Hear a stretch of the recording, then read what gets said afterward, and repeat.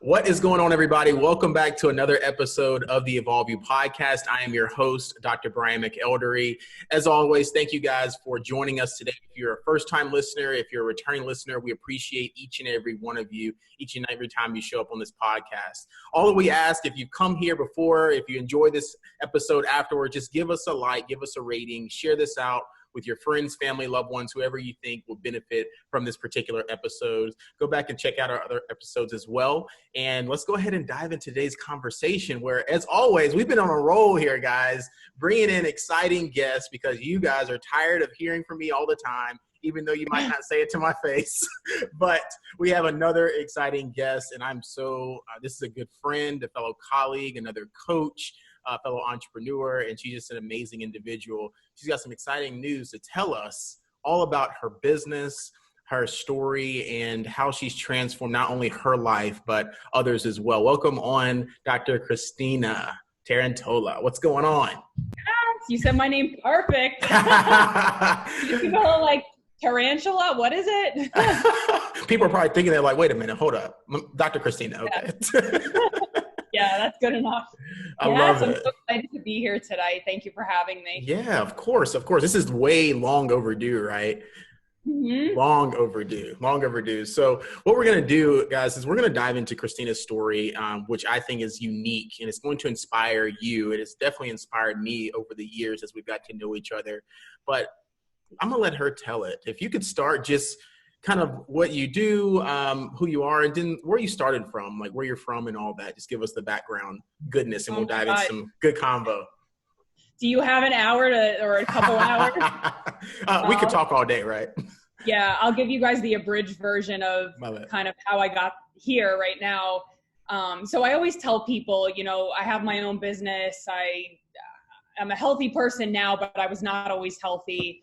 I always like to start by just saying that, I grew up in a really controlling household. I had eating disorders, a lot of fear-based beliefs about who I was. I had a lot of shame. And so I always start off with that because I want people to see that, yeah, I'm here right now, but I've come from a really chaotic environment. Like my household, I never knew what my dad's mood was going to be. I never knew, kind of what was going to happen. So my control was my way of protecting myself and being safe. So I grew up with a lot of these control patterns, and that's actually a lot of the clients that I serve now who are high achievers. They want something more for their life, but maybe they're pharmacists or they're stuck in a job that they hate. And they know that there's more for their life, but they don't know the how. How do I actually transform? And so I always like to start with that story of that's where I came from. I came from anxiety and control and not being able to express my feelings. I feel like that's a lot of what a lot of us grow up with, especially, not to be sexist, but men, especially, yeah, of course. And so I grew up feeling suppressed, and I feel like how I transitioned was I went through all of these different spiritual awakenings. So I was anorexic in high school. Then when I got to college, I kind of switched and went towards binge eating, and I had that. It's called night eating syndrome, and it's really rare. I think it's actually pretty underreported, but I had that from 18 to 25 and really just struggled with a lot of body dysmorphia and low self-esteem. And even though I was outwardly very confident, inside I felt like there was a lot of, and now I can identify it as unworthiness and a lot of shame about who I was.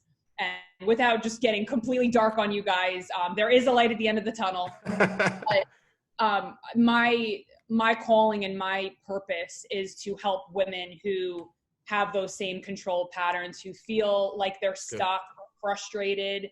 And I call it alchemy. It's really a spiritual process of burning down the old self, the old limited self, and liberating that energy, which is oftentimes locked in the subconscious, which we're going to talk a lot about today, so that you can use that energy to create something in your life. And for you, it might be a business. It might be, being just joyful in your life, whatever that outcome is.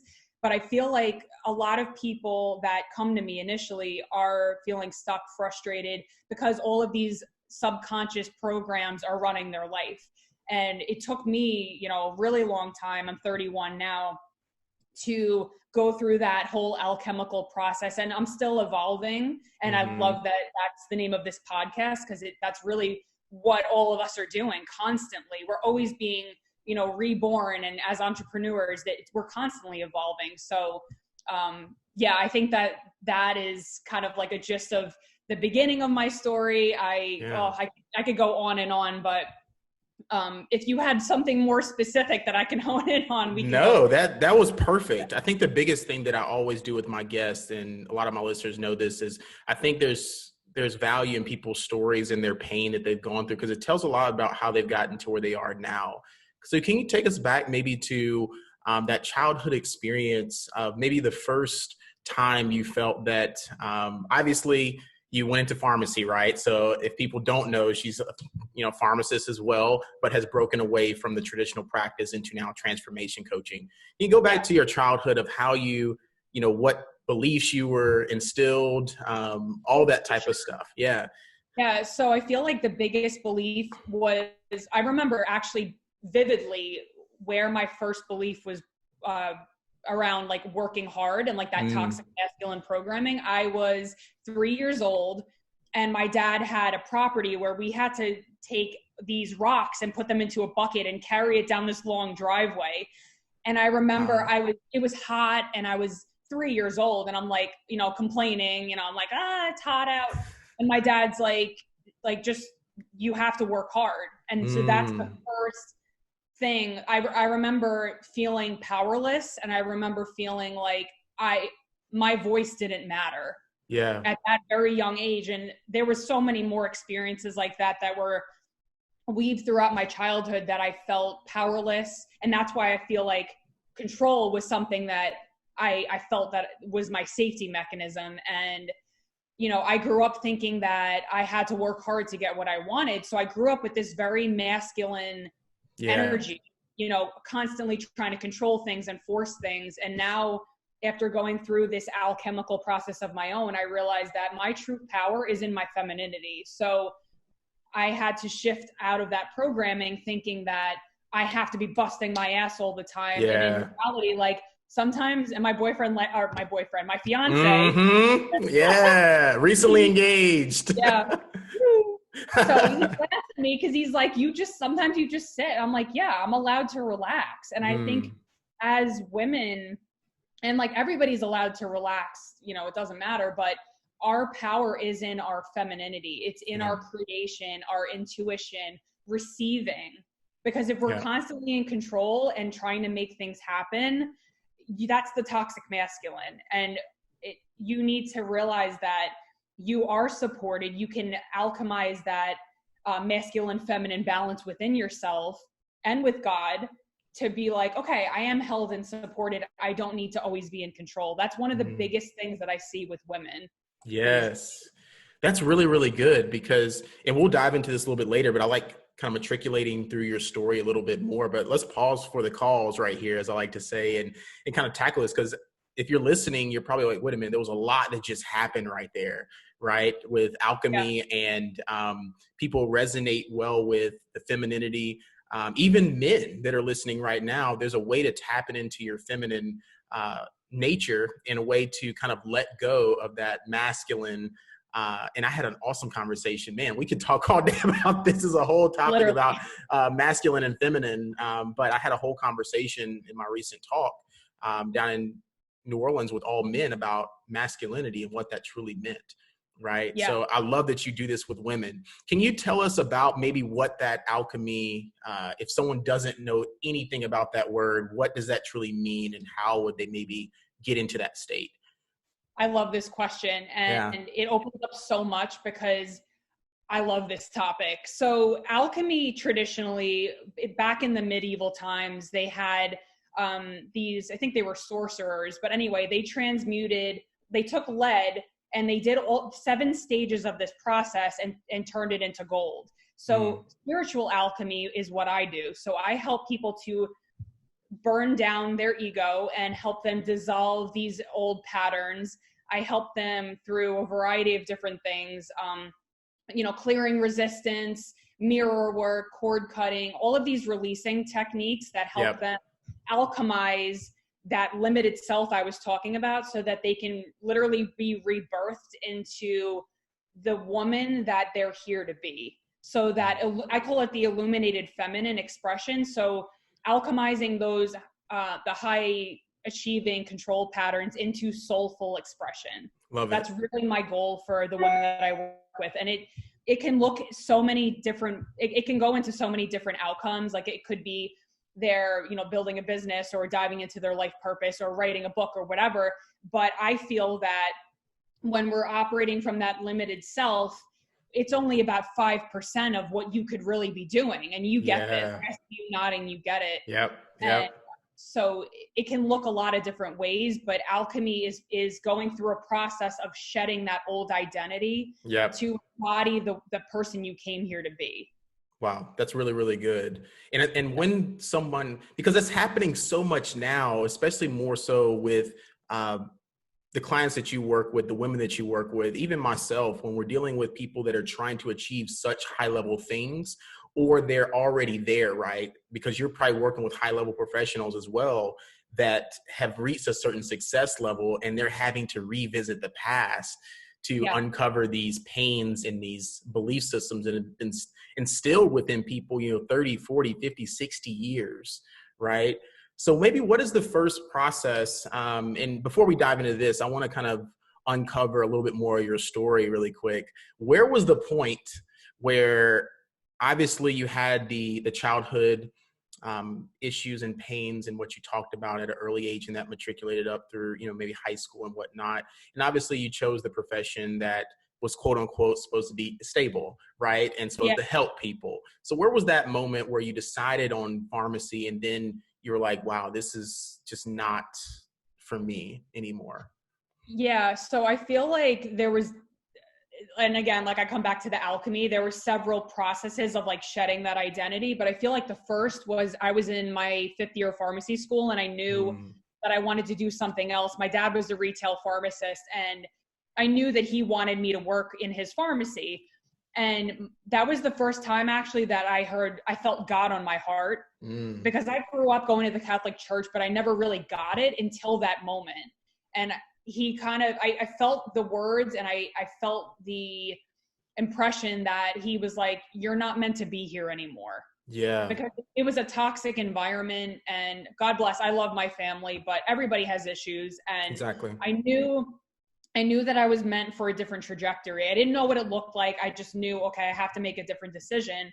And I went and did it, even though my family, threw me out of the house. I was homeless for 2 weeks. I had no job. And all of my clothes were pretty much on the lawn. That was literally my rock bottom. And my faith was bigger than any fear or manipulation or anything that could have persuaded me to stay in that toxic environment. So that was my first big kind of big step to cut ties with the old traditions of like what I was supposed to do.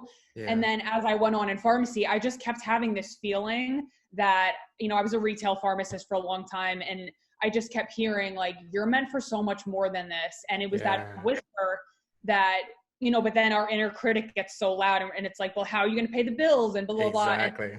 But then ultimately I listened to that whisper and I quit my pharmacy job last April. So, I had a business for a while, but I was kind of dabbling. And then I hired a coach last April and hit 6 figures last year. So I feel like that was really my biggest defining moment, was actually choosing to leap without a net. And it proved, and I want everybody to know this, that God, the universe, source, whatever you want to call it, always has your back.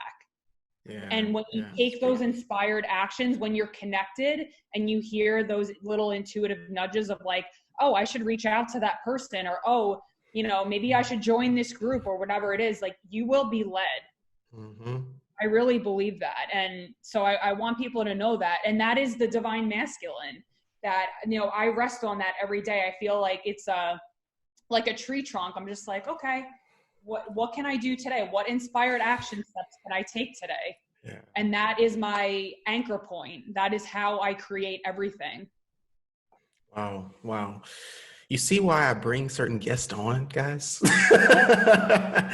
We are such in alignment, and I love that you're speaking on these things, is because that was the point that I want people to hear right there, is the breaking point, so much so that you have to choose yourself over the ones that you love the most.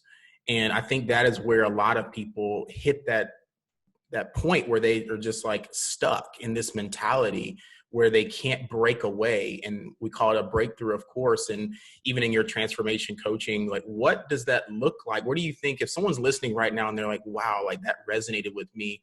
How do I do that? Because, you know, if that's all I have, I love them. What if they distance me? What if they never come back? I mean, obviously your family sees you successful now, right? And they're like, wow, we want to support you. So, and myself as well with my family, but you have to go through a pain, and people just aren't willing to go through those pains sometimes, right? Yeah. You know, what's coming through right now is, I don't know if you've ever seen The Hero's Journey. It's a whole, it's a transformation, and it's part of it is separating from your old life. Mm-hmm. But I think when you come back to the integration, it's a cycle.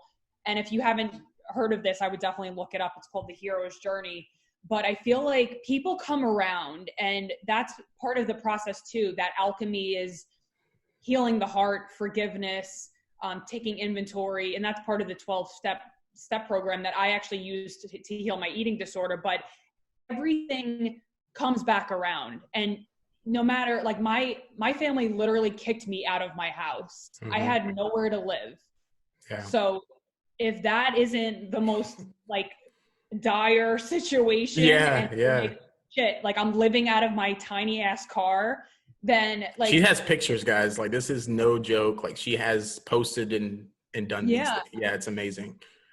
So I feel like, you know, you have to choose yourself, like you said, and it has to be, you have to choose and step out on faith, as they say, mm-hmm. versus seeing, okay, this is my 3D reality right now, but that doesn't mean that I can't create this outcome in my life. And I think people need to realize that, yes, there's a 3D world, but there's also a quantum world, which I would love to actually talk about too. Yeah. Because I feel like that's so, it's what changed my life. It's really what, you know, the impetus was for me just creating these outcomes in my life, was realizing, okay, there's much more than this 3D world. Mm-hmm. Mm-hmm. Let's break away on that a little bit since we're on it, because I want to capture people right when they're in their moment and where their thoughts are kind of going and churning right now as they're listening and watching.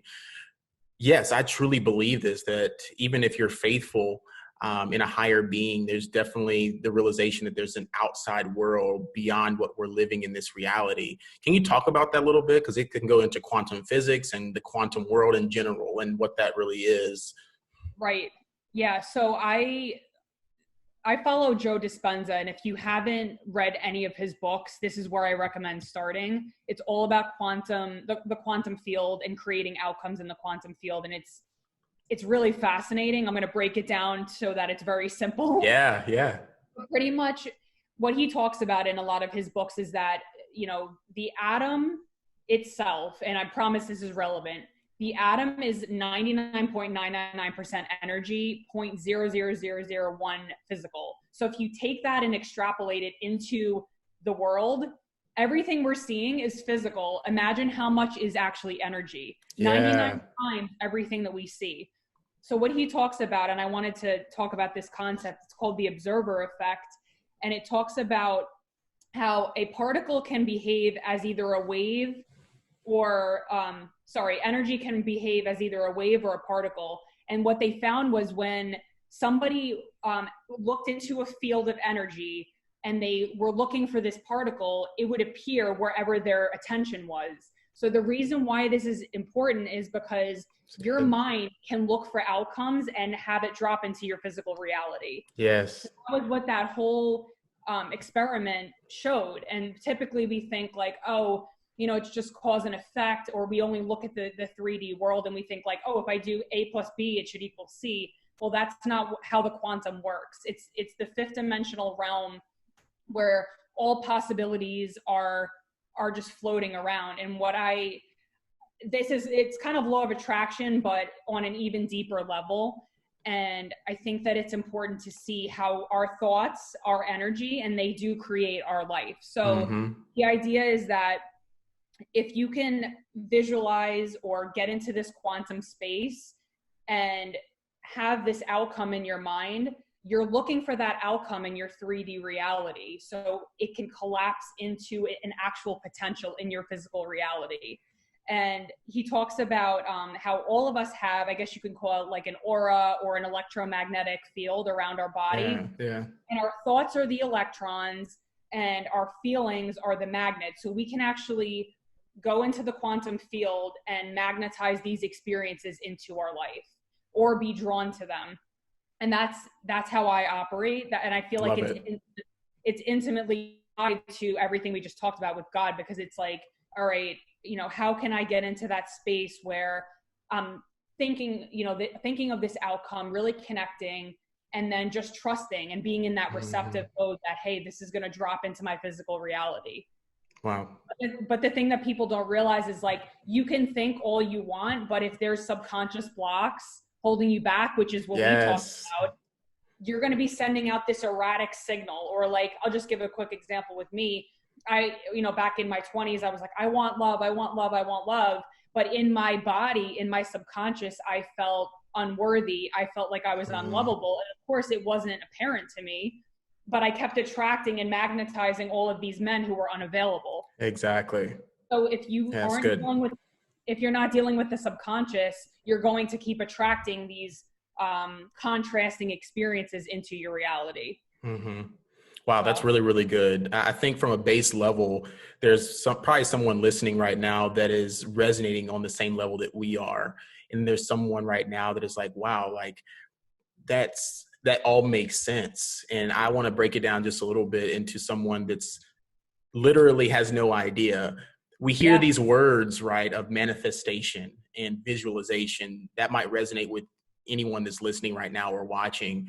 And you think something, just like Dr. Christina said, you think something, and then you're wondering and praying about it, and then you go into this subconscious thought of, well, dang, like, why didn't God bless me, or why didn't this thing happen? And that's the example you just gave, right? Is that it has to go through this fifth level dimension and then broken down into, you know, you can correct me if I'm wrong, but actionable steps that you eventually follow and go into a flow state of, and trying to begin manifesting and making it happen. So as it begins to drop down into reality, I think the biggest thing is, how does someone take that thing and just say it drops in their lap and they drop the ball, right? I think I hear that so many times. It's like, self-sabotage to the point where someone is like, I have it, I think this is it, but this can't be it. Like, I just don't believe it. And again, that subconscious comes in potentially where they're self-sabotaging. I'm not worthy of this. It's not supposed to happen. Even though I prayed about it or thought about it or visualized it, it's just not going to happen. So what would you tell someone that if it drops in their lap, how to take a moment and maybe pause for the cause again, realize that that is something that they can have? And how do you go into this state of acceptance of, you know, tackling that subconscious belief systems and maybe you'd have to tackle those first, right? I'm not sure, but definitely something that I believe someone might be thinking right now. Yeah. So first of all, I love pause for the cause. I feel like that should be a hashtag. I'm like, hold up, we're moving too fast. Pause for a second. Pause. So sorry, I got so distracted. I love it. That. So you were saying, what was the question? It was about how does somebody know or receive it?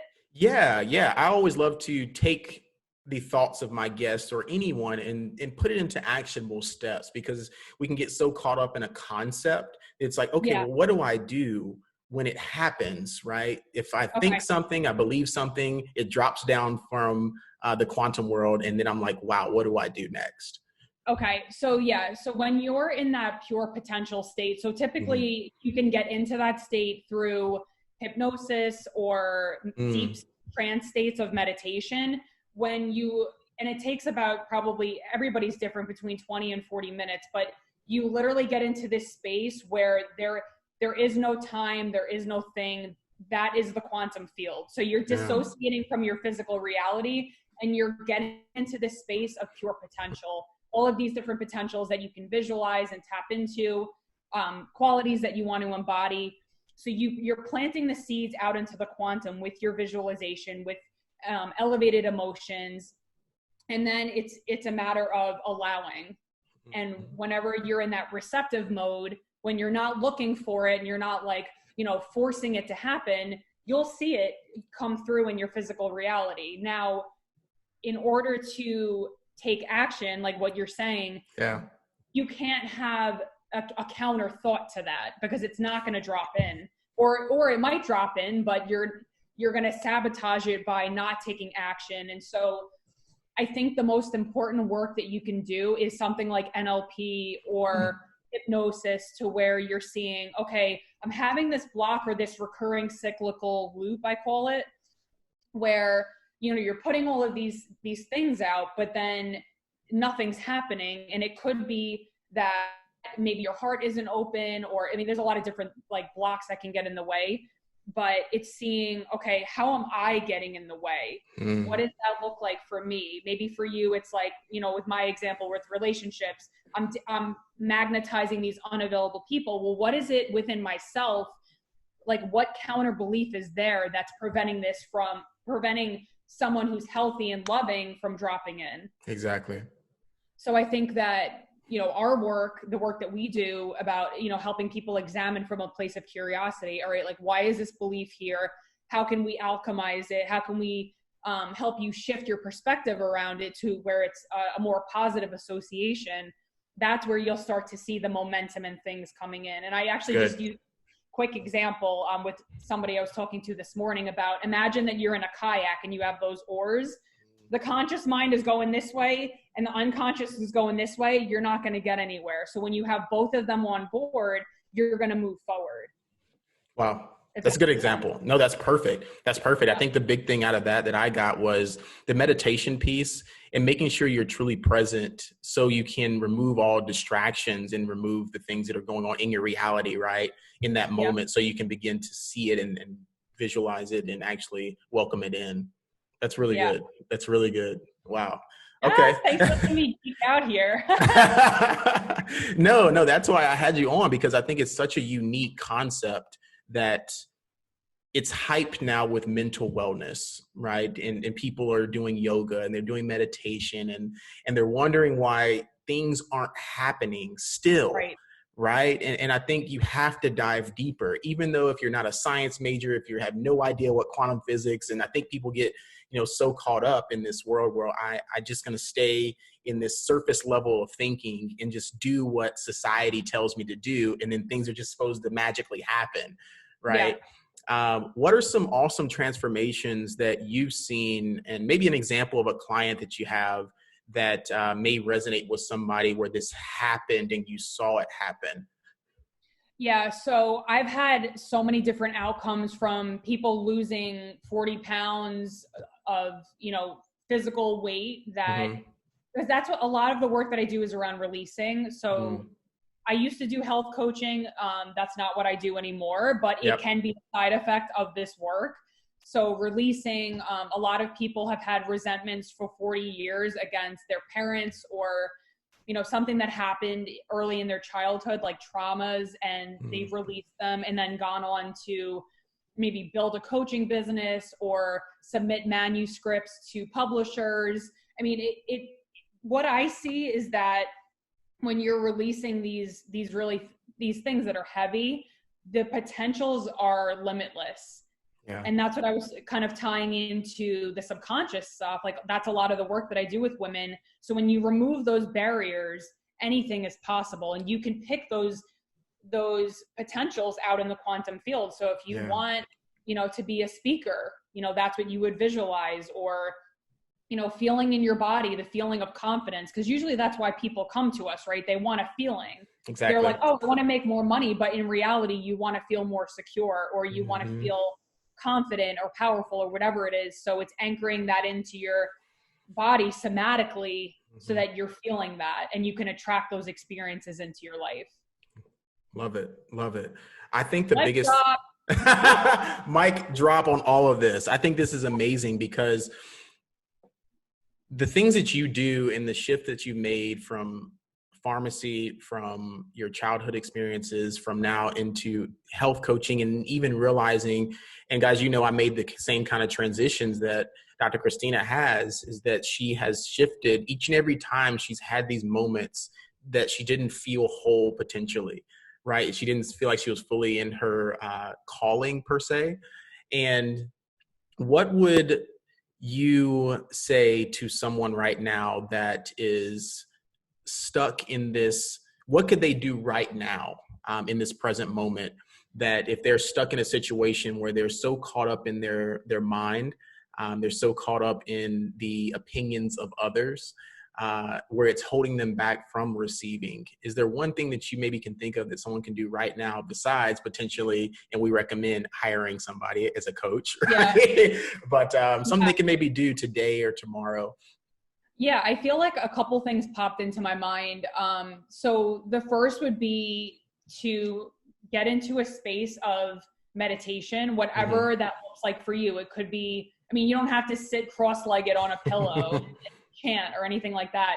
But when you're calming down your nervous system, meditation is key for that, because we're so hyper-stimulated, and Joe Dispenza talks about this, where we're in high beta wave brain states a lot, where we're overstimulated, we're releasing these cortisol hormones. So once you close your eyes, you get into alpha brainwave state. Then when you get into deeper theta wave brain states, that's where you can start to reprogram your subconscious. And that's a lot of where I go with clients to help them in hypnosis. But you can reach those deeper states of alpha and even theta if you're, doing it for the longer periods of time. But I would just say, do the opposite of what your brain is naturally. It's like, oh, I have to do all these things. It's like, okay, let's sit down and just allow the resistance to come up, because that's what happens when you take a step into the unknown. All of your stuff is going to come up. So the control patterns, the anxiety, the I should be doing something else,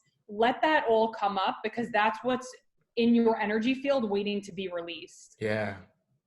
So that's what I would say. Go ahead. No, I love that. I think that's something that I live by daily. Is I've always felt this state of doing the opposite of what society tells, or what the opposite of what I'm supposed to be doing. I'm like, wait a minute, hold on. What's going on here? I don't want to follow the crowd. I don't want to follow the norm. And that's just me being curious, right? And I think that is something that I think people should question more, is this curiosity in life and their own thoughts, and stop running. I know it's easier said than done, but if you do like Dr. Christina said, is sit in your thoughts and sit in that pain and let it come in, you might have a breakthrough that what the next actionable step is potentially. Yeah. And the other thing that popped in really quick is mirror work. Yes. I have my clients do this, and it's probably one of the hardest things that they do, because like you just said, it's not running. It's literally facing yourself and just putting your hand on your heart and saying affirmation, whatever feels good to you, like, I love you, and then see what comes up. Because all of those stories of like, oh, I'm looking at my thighs, or I'm looking at this or that is your resistance being released. So any of those exercises will help you start that momentum of shifting out of these subconscious programs. Wow. Can you dive into a little bit of the hypnosis piece? I think that is something that maybe, people have confusion about too. It's like, wait a minute, what is this hocus pocus? Right? What is hypnosis from a base level? And where would someone seek it out? How would it benefit someone maybe? And looking for that instead of just normal meditation practices potentially. Right. So I always tell people to think of an iceberg. So your conscious mind is 5% of everything you do every day. It's your willpower, your conscious, and your belief systems, your intuition, traumas, things that are embedded in your subconscious are 95% of what's running the show for you. So if we're not addressing that subconscious layer, that's where, you know, I was giving the or example, like one's going this way, one's going this way, you're going to be stuck. So when you have all parts of yourself on board, you're able to have that momentum and move forward. Now, I do Neo-Ericksonian hypnosis, which is different than traditional. So traditional hypnosis is where the hypnotist will get the client into a state of relaxation through, it's called induction. So they get them down into that theta wave brain state. They do some creative visualizations. They get them into a relaxed place, and then they do direct suggestion. So that could be like, you know, you want to quit smoking or whatever, blah, blah, blah. Like it depends on the outcome of what they want. Neo-Ericksonian hypnosis is a little bit different because Milton Erickson believed that you could use metaphors in order to help kind of bypass the conscious mind. So even if that person was down in that relaxed state and their conscious mind was still fighting and resisting, you could bypass that by using metaphors. So, for example, let me try to think. So like somebody who's having a control pattern or something that they're feeling stuck with, you could say, you know, something about going with the flow and using like a creek or something. I'm actually doing this with one of my clients next week.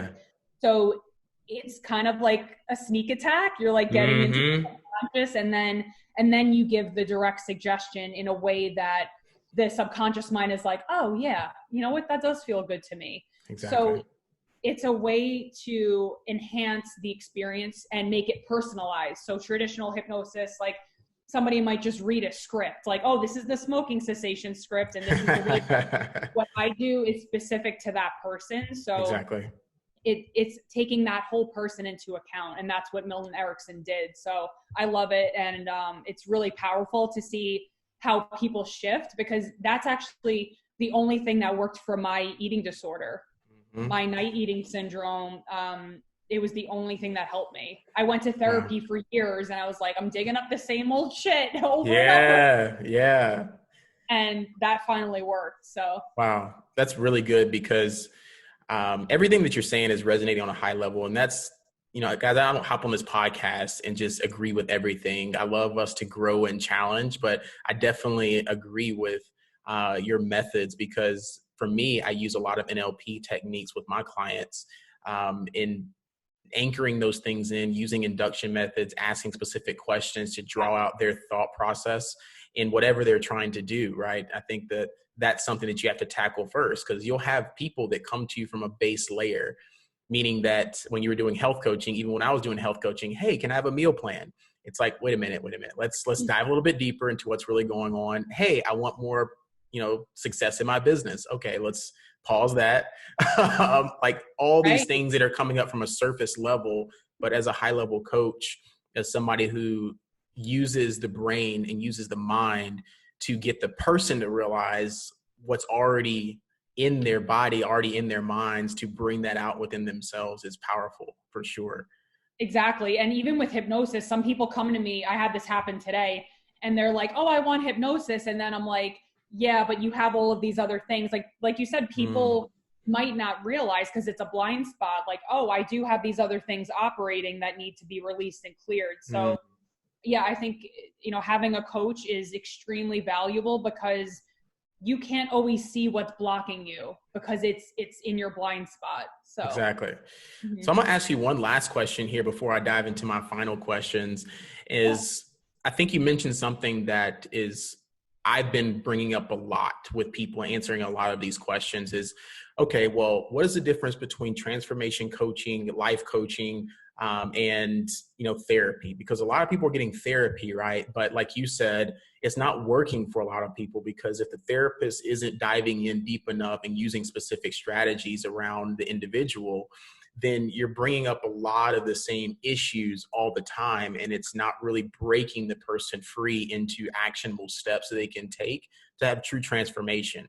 And I'm seeing that more and more now. What is your view on kind of therapy? And of course, if any therapists or any medical professionals or whoever's listening right now, this is just opinionated, right? That everyone is different. There are great therapists, and there's therapists and, you know, people that I think do need some work. What is your thought process around that? heard anything or been asked that question? Yeah. So that's actually part of like whenever I talk to somebody, I see, okay, should they be in therapy? Should they be in transformation? So I know how to kind of assess, because when someone is able to function, they need therapy. When somebody wants to get to that next level, that's when they come to me, or someone like, yourself. Yep. Now, life coaching to me is in the same vein as transformation coaching, but transformation coaching to me has to do with working with the subconscious mind, and it's more in the vein of accelerated results to help that person to create breakthroughs in their life that are meaningful for them specifically. I feel like life coaching is helpful as well, but the transformation tools that I use, that's what separates transformation and life coaching, in my opinion.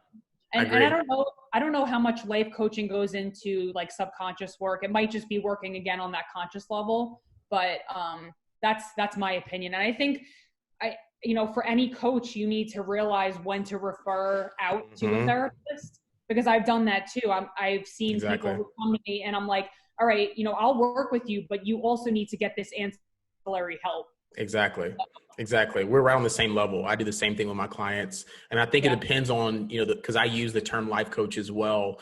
But I do have transformation sessions because I do go into a lot of NLP work depending on what they're dealing with. But I think that's something to definitely assess. If you're a coach right now, you have to understand where you're coming in at, because, I teach business as well. And I know you're diving into that and trying to help people with their business, and how do you become a great coach? And I think that's something that people need to realize when they're trying to get into this field. It's not just giving scripts. It's not just a certification. It's not those things that you think you're automatically going to get people results. Right. So.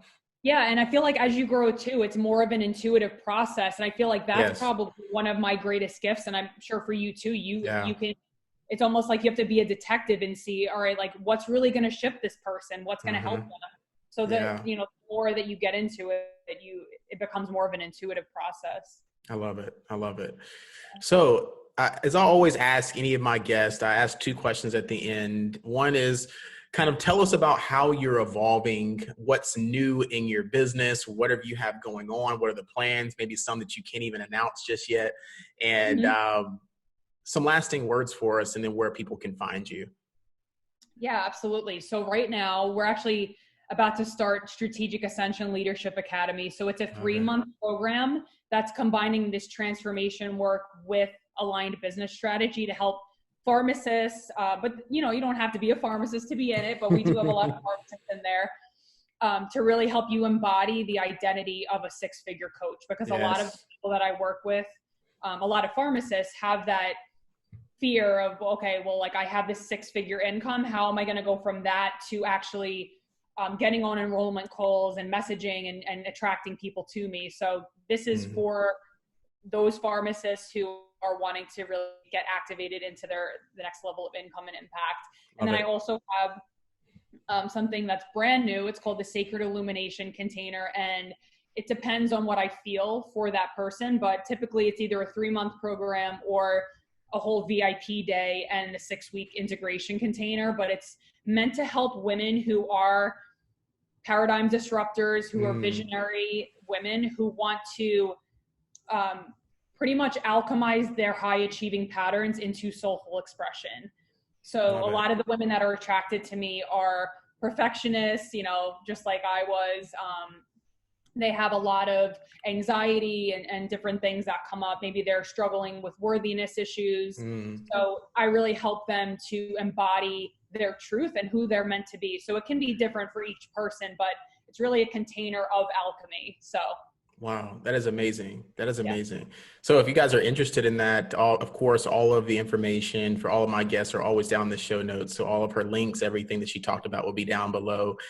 Where can they find you? So you can friend me on Facebook, Christina Tarantola, not Tarantula. Do not say that. It did not come from here. Or on Instagram, it's drchristina.tarantola, or on my website, www.enlightenedwellnesspa, as in Pennsylvania.com. Love it. Love it. Any lasting words for us that you would like to leave anybody with? Just encouraging you. I know it sounds cliche, but to just follow your heart, and it doesn't matter what anyone else says in your life. You have to do and lead the life that you're destined for. So just encouraging you to follow that intuition. Love it. Love it. Well, thank you so much for coming on and sharing all those words of wisdom from us. I know people's minds are churning right now. And if you do have any further questions, please visit her on social media, message her. Obviously, she's very friendly. So she'd be glad to talk with you about further things that you guys have going on. Thank you so much, Christina. I truly appreciate it for coming on. Thank you so much. This was so much fun. You got it. You got it. So thank you guys so much. Again, like I said at the beginning, if you do feel like you got something out of this episode, please go rate and review, share it out with anybody that you feel will benefit, and we will see you in the next episode.